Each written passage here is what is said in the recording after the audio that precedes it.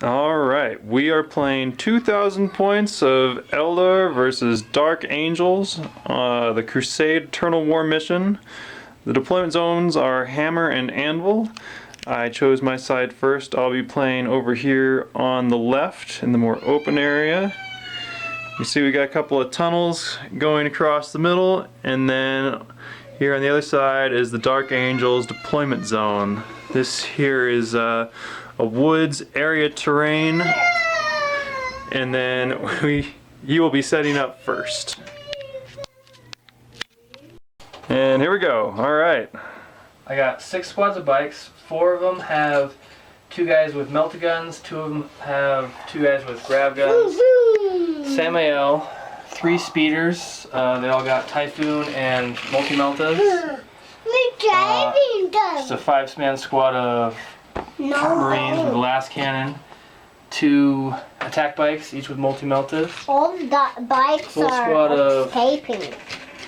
The only bikes are escaping. Command squad with plasma talons, Dark Shroud with its bubble stuff, 2. You have. I forgot the big guns, the big ones, and then my flyer. And that is These it. bikes are really colorful. Okay, here we've got 2,000 points of Eldar. We've got the standard Eldar Battle Force, 3 squads of Guardians, all with missile launchers. We've got a Farseer on a bike. We've got Eldrad, a couple of support batteries there, 2 walkers, and they're joined by a squad of Howling Banshees with an Exarch, and a squad of Striking Scorpions with Karandras and an Exarch. He's got the Power Fist too. And then not shown is the 600 point Aquila Stronghold Macro Cannon with 2 Void Shields. So that is the Eldar Force. Alright, here we've got the Dark Angels initial deployment. So all my Raven Wing is held in reserve. Only thing I'm putting on the table is the 2 big tanks and a 5-man squad. And hopefully I don't get blown off the board turn 1. Alright, we've got the macro cannon set up right here in the middle with a good view. We've got a bunch of Guardians, 2 Guardian squads on this side to prevent any outflanking. 1 artillery battery here with Eldrad. And then on the other side we've got the other piece of artillery, another squad of Guardians, Farseer on a jet bike. The Howling Banshees are sneaking up here, and the Striking Scorpions have infiltrated into the cover of these rocks in the middle. We've got the objective markers here, here, right there in the middle, over by that tunnel, and then there's 1 hiding out being controlled by the Dark Angels back there. So that is the starting setup. First turn goes to the Dark Angels. Alright, we are at the top of turn 1, Dark Angels movement. For the movement phase, I just pivoted this guy around so he gets line of sight into the Striking Scorpions. He stayed, and they stayed still. Everything's as is. Dark Angels had their shooting phase. Tell us how it went. The attack squad fired the last cannon and 1 bolter in there. The last cannon missed, the bolter, they saved it. I gotta remember what to call those things. That tank fired his 10 strength, 2 AP, large blast. Direct hit right in the center there, so I got 6 wounds. Karandras failed 2 lookout stirs and then 2 up cover saves, so he went down to 1 wound left. I call it a success. I know, that was bad. Alright, here we go. Eldar's turn. Alright, Eldar movement. The Striking Scorpions are moving out of the rocks. They got 5 inches on their move through cover roll. The Howling Banshees are moving forward. And then we also did the Psychic phase. We got off ignores cover on this missile launcher in the Guardian squad. And Eldrad has shrouding on models within 6 inches, so the macro cannon is shrouded. Alright, shooting phase is done. The macro cannon made short work of this tank here. This guy here passed his cover saves on the missile launchers, so he's still alive. The group here is about 1 guy left. We'll actually have to do a morale check for him. striking scorpion shuriken pistols, took out a couple of them, and then the barrage shots from the artillery got the rest. So that's it for the shooting phase. We're gonna find out what happens when Dark Angels come on. Alright, top of turn 2, Dark Angel movement. Go for it. All my Ravenwing came in. Automatically, I might add. Automatically. Most of it was on that side. Over here I got a grab unit, melta unit, my command squad with my Samael. My flyer came on. My speeder formation's over there. 3 squads of melta unit, 1 of grab, and my multi-melta attack bikes. And that's all my movement. And he's still got a squad back here, which totally passed its leadership. Oh yeah, I moved him so He's way up there he's now. hiding. He's claiming that thing. You're gonna have to take it from me. Alright, it's turn 2, Dark Angel shooting. Tell us how it went. Everybody, well, these guys all did melta guns into banshees. They worked them down pretty good. There was 2 left. It felt a little overkill, but all the speeders finished off the last 2. This squad of bikes fired into them. The toughness 7 was just not good.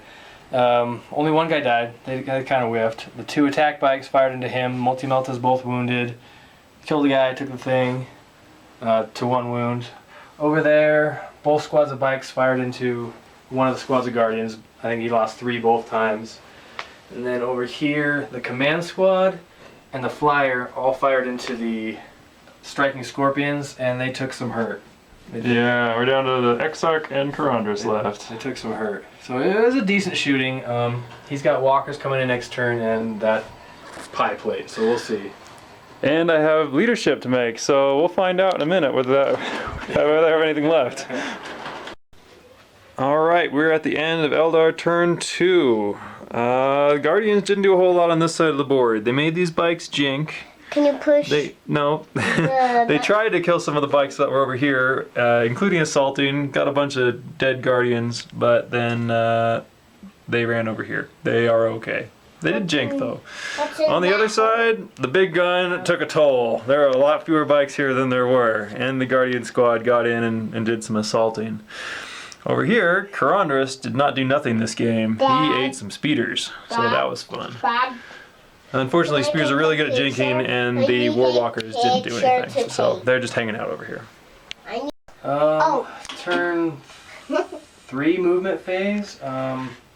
What was left of the bike squads in here just tucked it up real close. I'm gonna get this charge off. Hopefully, stay in combat. Can't get targeted. Look at this The squad that ran away, they just tucked up real close. They have meltas. They jinked last turn, so they're not gonna be super effective. But they don't want to get shot by the Big Bertha again. The command squad over here is trying to. They could have all moved up, but I really want to spread out because they're really the last thing left to be targeted by the big cannon. Samael has separated off. I might have to move him a little farther just so he looks like it. He is going to go after those guardians. These guys moved up. I got to take a difficult terrain test on him. Dangerous terrain test, I guess. Immobilization test. And that was it for my movement. Let's take that test. Good to go. Alright, shooting phase. Dark Angels turn 3. So, like this squad killed 2 guardians. Samael killed 2 guardians over there. Was it 2 guardians on that squad too? Yeah, I think you got a couple of them here. The Jinx squad whiffed, but I just wanted them to target so they could charge. The multi-meltas that had jinked whiffed. The lone speeder, He turbo boosted there. turbo boosted up there. The command squad turbo boosted.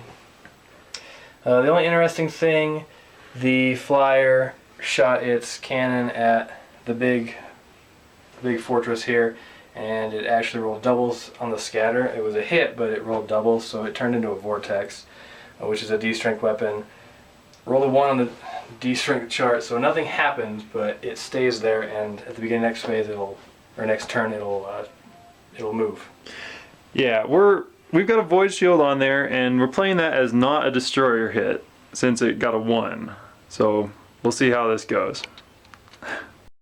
So in the assault phase, Samael kind of whiffed. He did kill 1 guy, and they passed their morale. They stuck. Over here, I think I killed 1 or 2 guys. I think it was just 1 guy. I think it's just one, yeah. They passed their morale this time. I think it was the Hammer Rat, too. It probably was. Yeah. Over there, I bit it pretty bad. That prescience, man, that was effective. They killed my guys before I even got to swing back. I did kill the artillery guy. Oh yeah, yeah, artillery's gone. Those bikes were victorious. Yeah. Here we are, top of Eldar's third turn. So that's actually bottom of the third. Eldrad has jumped off the building and he is getting ready to party with the bikes. On the other side, the Viper has come up to take a shot at Speeder. Karandras thought about charging into the bikes and then realized their Overwatch would just kill him, so he's hiding in the rocks now. And the walkers have come up to try their luck shooting that Speeder over there in the distance. We made a little progress in the shooting phase. That Speeder is down, the Melta is gone, Viper got the killing blow, but the Bright Lances helped out. Over here, one of the bikers survived, the rampaging Guardian squad with 1,000,000 psychic blessings. We have a take back. Skylar gets the sportsmanship award because he let me shoot the macro cannon even though I had forgotten about it. Should not have done that. In retrospect, he probably wouldn't have let me. I landed the Quake shell on his bikers, killed 4 of them. Yeah, that 10-1, that's a lot of hits. And then the flyer crashed and burned because he rolled 1. Alright, we've finished the Eldar's assault on turn 3. These guys tied assault and then failed to pass the initiative check to get away. Samuel killed a gun and then hit and run. Eldrad ate up a couple of bikes, just beat them up, and then we lost the combat because we were out of sync with each other. That's it. Actually, that's not it. The vortex is still here and my void shield did not regenerate, so we're gonna find out what happens.